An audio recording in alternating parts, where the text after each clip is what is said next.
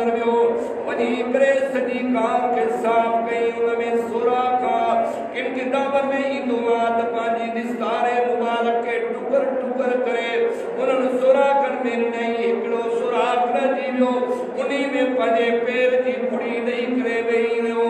अर्ज तो करे अल्लाह जा रसूल साईमा कुर्बान वजा फिदा का बीनोमी साई मुझो अब्बो तवाजे मतो कुर्बान साई मुझी अमड़ तवाजे मतो कुर्बान साई मुझा बच्चा तवाजे मतो कुर्बान साई मुझो मालो मता तवाजे मतो कुर्बान साई हाने तवा अंदर तशरीफ खणी अचो हुजूर अनवर सल्लल्लाहु अलैहि वसल्लम आया वासदीक तुझे भागन सा के उम्मीद करे तुझे वक्तन सा के उम्मीद करे मुझो सोनो नबी हजरत अबू बकर सिद्दीक दी झोली में आरामी के सुभान अल्लाह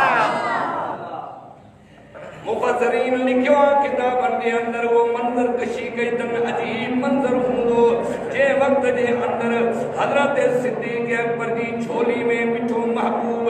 मदीने वारो साई पाजे बदसुहा वारो चेहरो मुबारक खोले करे आराम था फरमाइन बयान वा सिद्दीक त्रोवे जो मोहम्मद मुस्तफा जो दीदार तो कन्नवा वा सिद्दीक तुनो भागन एतरे कदरी दुआ बुजुर्ग लिखवा साइदन ये हजरत अबू बकर सिद्दीक दी झोली में आरामिया इयो चेहरो मुबारक खुलियो पियो जण रहलत कुरान खुलियो सुभान अल्लाह ही भी तके अजीब मंजर हुंदा आशिक माशूक जा ही भी के खड़ियों हुंदियो है भी के मुक्या हुंदा जो हजरत सिद्दीक अकबर दिसी करे वरी साइदन जो दीदार पियो करे एतरे में अंदरा को जीत निकरे तो नाग जगह न मिलन जे करे हजरत अबू बकर सिद्दीक दी खुड़ी मुबारक के डंगे तो डंग हण दो रयो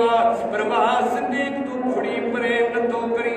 मदा मुझे सोने नबी दे आराम में खलल पे जीवने मदा मुझे सोने नबी जी ने मुबारक में खलल पे जीवने बेअबजार अखरमा पानी जा कतरा निकली करे आका इनामदार महबूबन करीमन जे रुखसार अतर चेहरे मुबारक दे मतो किरण ताबिया